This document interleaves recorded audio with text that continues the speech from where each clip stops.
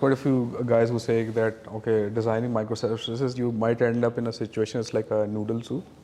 There's so many services going around, so there must be quite a few challenges managing that or designing that. So how do you handle that? All software is a noodle soup. So let's just start off with that principle, I think. so all software ends up being a noodle soup, or let me say it this way. All successful software ends up being a noodle soup.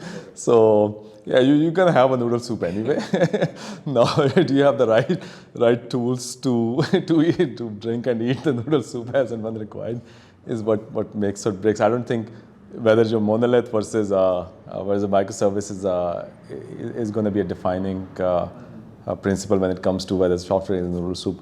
I think the only place where I see monoliths making sense are these sort of like run to completion, very, very high performance applications where you just need to start and do something. It's pretty simple, but it needs to go in like a certain flow and never deviate from it. So think of it, those kind of applications, yeah, like you should not even try doing a microservices architecture.